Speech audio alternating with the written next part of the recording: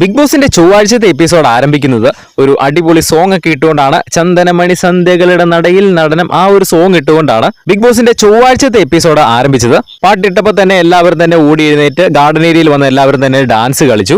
അത് കഴിഞ്ഞ് morning task ആണ് കാണിക്കുന്നത്. മോർണിംഗ് ടാസ്ക് അർജുനാണ് വായിക്കുന്നത്.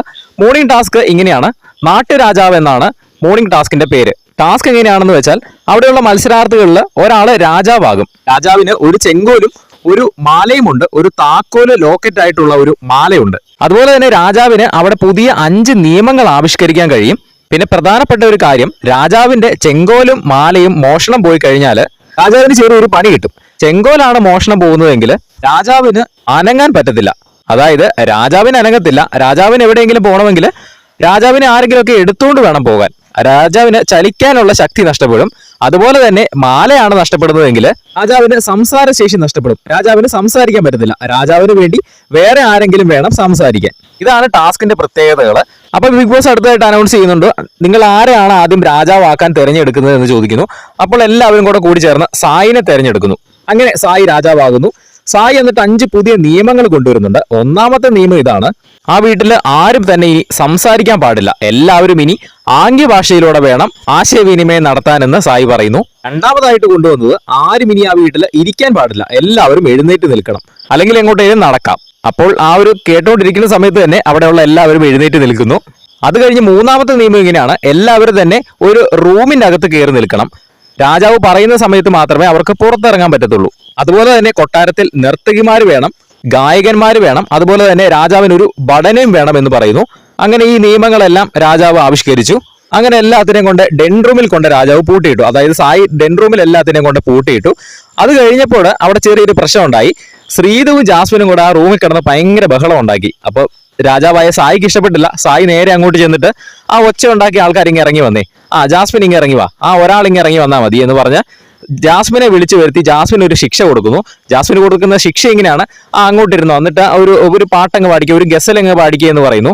അപ്പൊ ജാസ്മിൻ പാടാൻ തുടങ്ങുമ്പോൾ സായി വേണ്ട വേണ്ട, ഒച്ചയിൽ പാടണ്ട, ആംഗ്യ ഭാഷയിൽ നീ പാടിയാൽ മതി എന്ന് പറയുന്നു.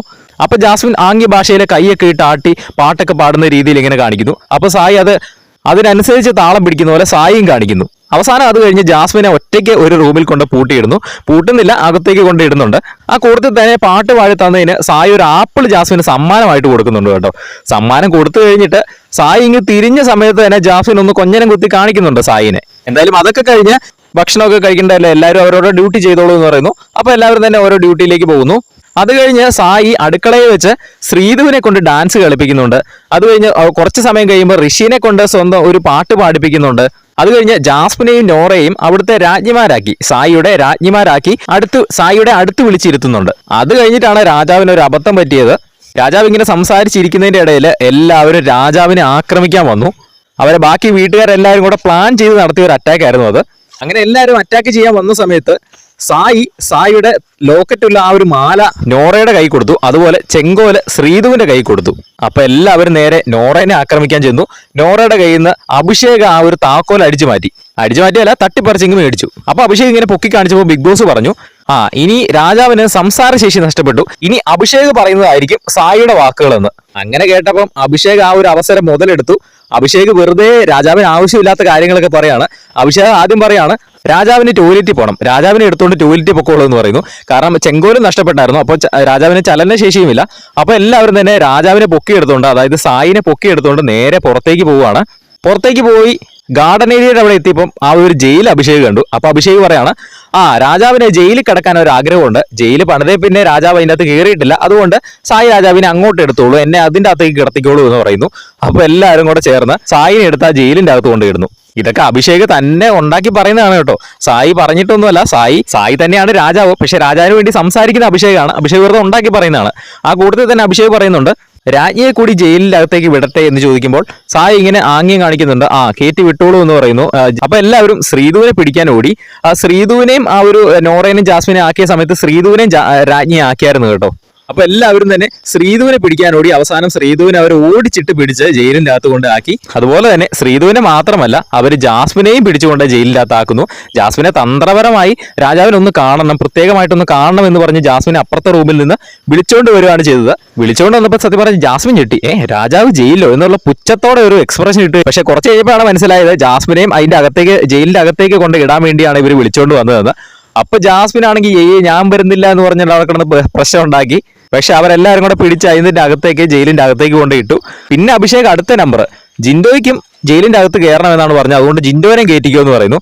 അവസാനം ജിൻഡോനെ കയറ്റുന്നു. അവസാനം ഇവർ 4 പേരും ജയിലിന്റെ അകത്ത് കിടക്കുകയാണ്. അങ്ങനെ നിൽക്കുന്ന സമയത്താണ് ബിഗ് ബോസിന്റെ അനൗൺസ്മെന്റ്. ചെങ്കോലും താക്കോലും നഷ്ടപ്പെട്ടതുകൊണ്ട് സായി ഇനി രാജാവല്ല, സായിയുടെ രാജാധികാരം നഷ്ടപ്പെട്ടു എന്ന് പറയുന്നു. അപ്പോൾ ഇനി പുതിയൊരു രാജാവിനെ തെരഞ്ഞെടുത്തോളൂ എന്ന് പറയുന്നു. അങ്ങനെ എല്ലാവരും കൂടി സിജോനെ അടുത്ത രാജാവായിട്ട് തെരഞ്ഞെടുക്കുന്നു. സിജോയും കുറെ പുതിയ നിയമങ്ങളൊക്കെ കൊണ്ടുവന്നു. ഈ ആണുങ്ങളെല്ലാവരും സ്ത്രീകളുടെ വസ്ത്രം ധരിക്കണം. അതായത് ജാസ്മിന്റെ കയ്യിൽ നിന്നും, ശ്രീധുവിന്റെ കയ്യിൽ നിന്നും, നോറയുടെ കയ്യിൽ നിന്നും അവരുടെ വസ്ത്രങ്ങൾ മേടിച്ച് ധരിക്കണം. അതുപോലെ തന്നെ സ്ത്രീകൾ പുരുഷന്മാരുടെ കയ്യിൽ നിന്നും വസ്ത്രങ്ങൾ മേടിച്ച് ധരിക്കണം എന്ന് പറയുന്നു, ടാസ്ക് അവസാനിക്കുന്നത് വരെ. അങ്ങനെ എല്ലാവരും കോസ്റ്റ്യൂം ഒക്കെ ഇട്ട് വന്നിരിക്കുകയാണ്. ആ ഒരു സമയത്ത് ബിഗ് ബോസിന്റെ ഒരു അനൗൺസ്മെന്റ് ഉണ്ടായിരുന്നു. എല്ലാവരും വന്ന് ലിവിംഗ് ഏരിയയിൽ വന്നിരിക്കുക എന്ന് പറയുന്നു. നിങ്ങൾ എല്ലാവരും ആവശ്യപ്പെട്ട പണപ്പെട്ടി ഉടൻ തന്നെ ബിഗ് ബോസ് വീട്ടിലേക്ക് വരുമെന്ന് പറയുന്നു. അപ്പോൾ എല്ലാവരും ആ ഒരു ടാസ്കിന്റെ ആ ഒരു സീരിയസ്നെസ് ഒക്കെ കളഞ്ഞു കേട്ടോ. എന്നിട്ട് എല്ലാവരും തന്നെ പണപ്പെട്ടിയിൽ മുഴുകിയിരിക്കുകയാണ്. അപ്പോൾ ബിഗ് ബോസ് ആ ഒരു അനൗൺസ്മെന്റ് കഴിഞ്ഞപ്പോൾ തന്നെ CID രാംദാസ് വന്നു, നമ്മുടെ ലാലേട്ടൻ വന്നു. CID രാംദാസ് വന്നിട്ട് പറയുന്നുണ്ട്, തൊട്ടാൽ എടുക്കണം, എടുത്താൽ പോകണമെന്ന്. അതായത് പെട്ടിയിൽ തൊട്ട് കഴിഞ്ഞാൽ ആ പെട്ടി നിങ്ങൾ എടുത്തിരിക്കണം, എടുത്തു കഴിഞ്ഞാൽ ആ വീട്ടിൽ നിന്ന് അന്നേരം തന്നെ നിങ്ങൾ എവിക്റ്റ് ആകുന്നതുമായിരിക്കുമെന്ന് ലാലേട്ടൻ പറയുന്നുണ്ട്. അപ്പം കുറച്ച് സമയം കഴിഞ്ഞപ്പോൾ തന്നെ പെട്ടി വന്നു, ആദ്യത്തെ പണപ്പെട്ടി വന്നു. ആദ്യത്തെ പണപ്പെട്ടിയിൽ 5 ലക്ഷം രൂപയാണ് ഉള്ളത്. ആദ്യം ഒരു ഞെട്ടിപ്പോയി കേട്ടോ. ആദ്യത്തെ പെട്ടി തന്നെ 5 ലക്ഷം വെച്ചോ, ഇനി 50,000 ആണോ എന്ന് അവരിങ്ങനെ തമ്മിൽ പറയാണ്. അവസാനം അവർ അടുത്ത് വന്ന് നോക്കിയപ്പം 5 ലക്ഷം തന്നെയാണ്. അങ്ങനെ എല്ലാവരും തന്നെ ആ ഒരു പണപ്പെട്ടിയുടെ സൈഡിൽ കൂടെ വന്ന് അത് പണപ്പെട്ടിയിലൊക്കെ ഒന്ന് നോക്കി കറങ്ങിയൊക്കെ പോയി. പക്ഷെ ഒരു 10-15 മിനിറ്റിനുള്ളിൽ തന്നെ നമ്മുടെ സായി പണപ്പെട്ടി ഒന്ന് എടുക്കുകയായിരുന്നു. സായി പെട്ടെന്ന് തന്നെ അവിടെ ഒരു രാജപദവിയിൽ അങ്ങനെ ഇരിക്കുമായിരുന്നു. കുറച്ച് കഴിഞ്ഞപ്പോൾ തന്നെ നേരെ വന്ന് ആ ഒരു പെട്ടിയിലെ കൈ വെച്ചിട്ട് അത് അടച്ചു വെച്ചു. പെട്ടി എടുക്കുകയാണെന്ന് സായി പറഞ്ഞു. എല്ലാവരും സത്യം പറഞ്ഞാൽ ഞെട്ടിപ്പോയി. സിജോ ഒക്കെ വന്നിട്ട് ചോദിക്കുന്നുണ്ട്, എടാ എന്നാ പരിപാടിയാ കാണിച്ചേ, നീ ഞങ്ങൾ പറഞ്ഞൊക്കെ ഓർക്കുന്നില്ലേ നീ എന്നൊക്കെ പറഞ്ഞ് സായിനെ എല്ലാവരും തന്നെ ഞെട്ടിപ്പോയി കേട്ടോ. സായി എടുക്കുമെന്ന് സത്യം പറഞ്ഞാൽ പെട്ടെന്ന് എടുക്കുമെന്ന് ആരും പ്രതീക്ഷിച്ചില്ല. അടുത്ത പെട്ടി വരും, അടുത്ത പെട്ടിയിൽ ഇതിലും കൂടുതൽ ക്യാഷ് ഉണ്ടാകുമെന്നൊക്കെയാണ് എല്ലാവരും കരുതിയത്. പക്ഷെ സായി എല്ലാവരും ഞെട്ടിച്ചുകൊണ്ട് ആ ഒരു പെട്ടി എടുത്തു. അപ്പൊ തന്നെ ബിഗ് ബോസ് അനൗൺസ്മെന്റ് വന്നു. എല്ലാവരും ലിവിംഗ് റൂമിൽ വന്ന് ഇരിക്കുക എന്ന് പറയുന്നു. അപ്പോൾ സായി പെട്ടി എടുത്തതിന്റെ പേരിൽ സായി ഇപ്പൊ തന്നെ ബിഗ് ബോസ് വീട്ടിൽ നിന്നും പുറത്തേക്ക് വരേണ്ടതാണ് എന്ന് പറയുന്നു. അങ്ങനെ സായി ഒരു സ്പീച്ചൊക്കെ കഴിഞ്ഞിട്ട് സായി നേരെ പുറത്തേക്ക് പോകുന്നു. എല്ലാവരും കൂടി പുറത്തു നിന്ന് ഒരു ഫോട്ടോ ഒക്കെ എടുത്തിട്ട് സായി വീട്ടിൽ നിന്നും എവിക്റ്റ് ആയി പോയി. അത് കഴിഞ്ഞ് കാണിക്കുന്നത് നമ്മുടെ ഋഷിയുടെയും ജാസ്മിന്റെയും മനസ്സ് തുറക്കാനുള്ള ആ ഒരു ടാസ്ക് ആണ് കാണിക്കുന്നത്. ഋഷി വന്നിട്ട് കണ്ണാടിയുടെ മുൻപിൽ നോക്കിയിട്ട് ഋഷിയുടെ ഫാമിലിനെ പറ്റിയും ഋഷിയുടെ ഗെയിമിനെ പറ്റിയൊക്കെയാണ് പറയുന്നത്. ഋഷി കൂടുതലും ഫാമിലിനെ പറ്റിയാണ് പറഞ്ഞത്. ഋഷിക്ക് പിന്നെ ചെറിയൊരു സങ്കടമുണ്ട്, ആ ഒരു പണപ്പെട്ടി എടുക്കാൻ പറ്റാത്തതിൽ ചെറിയൊരു വിഷമമുണ്ട്. അത് നമുക്ക് ആ ഋഷിയുടെ വാക്കുകളിൽ നിന്ന് നമുക്ക് മനസ്സിലാക്കാം. അങ്ങനെ ഋഷി കുറെ കാര്യങ്ങൾ പറയുന്നുണ്ട് കേട്ടോ. അത് കഴിഞ്ഞിട്ട് ജാസ്മിൻ ആണ് വരുന്നത്. ജാസ്മിൻ മനസ്സ് തുറക്കാനുള്ള ടാസ്കിൽ ശരിക്കും അങ്ങ് മനസ്സ് തുറന്നു എന്ന് തന്നെ വേണം പറയാൻ.